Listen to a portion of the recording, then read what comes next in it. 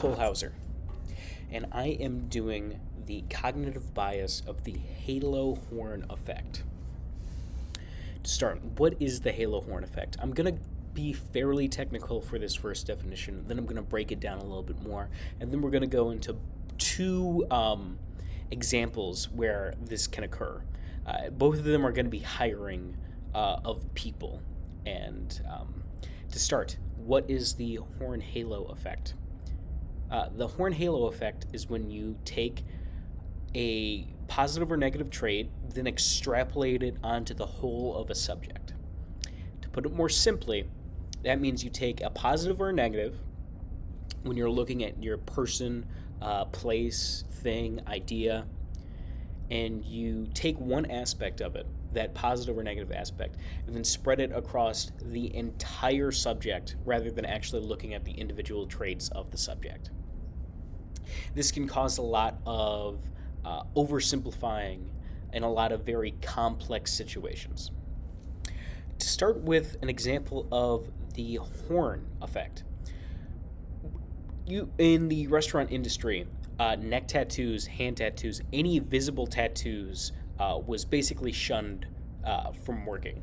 Obviously, it's developed a lot more over time, especially in major cities.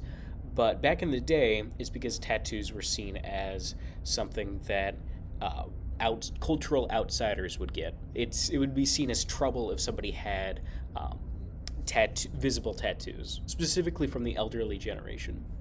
Because of this conception, people wouldn't hire these people no matter how competent they were at either talking to customers or their sales with their food. Looking at a halo effect, this is a pretty simple example.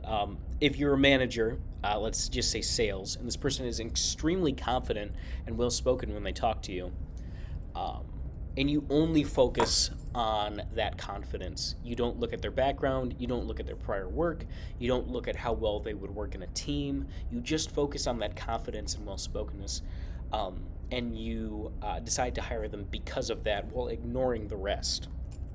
Well, certainly this may be a positive for some people, maybe a negative for some people.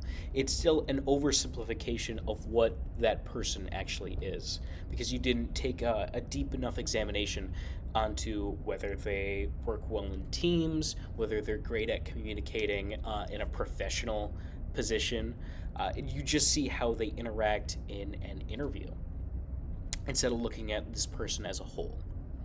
Now, where does this come in conflict resolution? Now, it starts specifically with conflict resolution. It starts either the person had a halo effect and then is now experiencing the true reality of the person, or somebody is getting over the horn effect to see the reality of this person.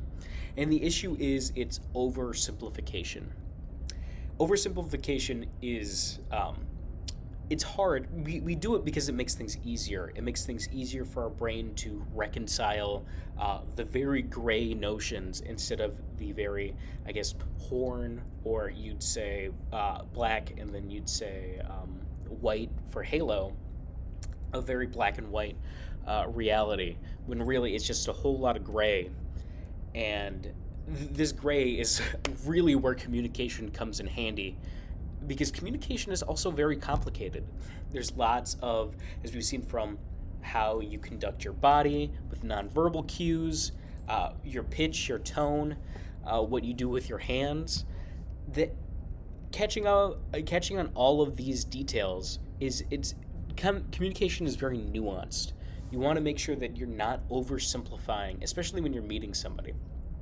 So getting over this horn halo effect for proper communication, sometimes you want a third-party mediator to resolve some of these issues, or you have to take a deeper look at who this person really is off the jump, instead of allowing yourself to fall victim to this cognitive bias you have, just to make things easier on yourself.